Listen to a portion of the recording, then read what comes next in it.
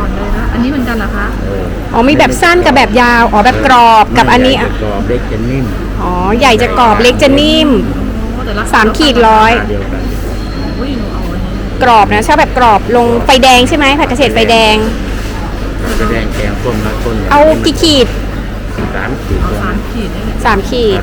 แกงส้มน้ำแกงส้มเลยข้าวไปตามข้อแต่บางคนบอก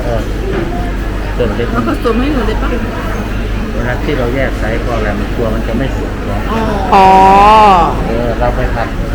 คนเล็กจะสุกคนนิ่ม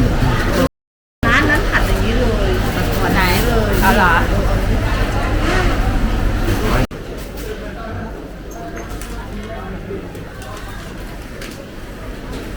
เอาอีกเหรอ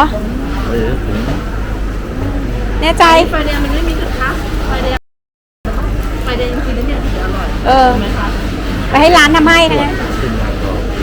อันนี้กรอบเอานี่พวกมาม่าพวกอะไรพวกยายอ๋อใส่มาม่าเอามา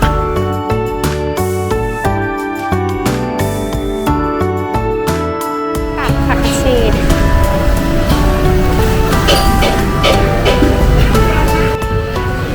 เอาไหมเอาป่ะเอาอะไรอ๋อคุณน่ะชอบมากเลยนะอันนี้ใช่นึ่งปลาเค็มหมูสับก็ได้ใช่90ค่ะฟองเต้าหู้ใช่ไหมฟองเต้าหู้เขาชอบ60ค่ะ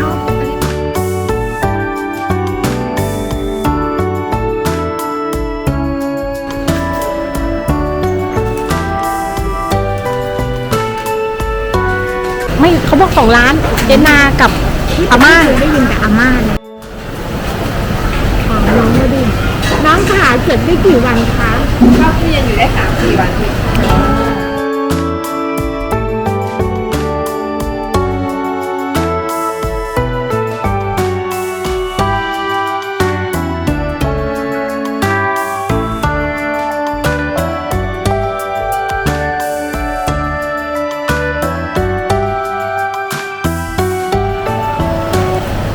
2แล้วก็หน่อไม้1อ๋อมันมีมันแก้วด้วยเป็น60อันนี้45โอเค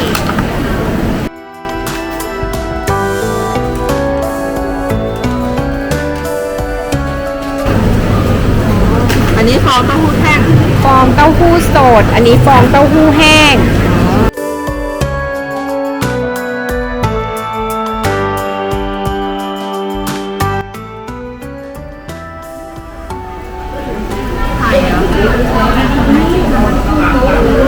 อะไรนะหน่อไม้เหรอหน่อไม้จีนหน่อไม้จีนมันแก่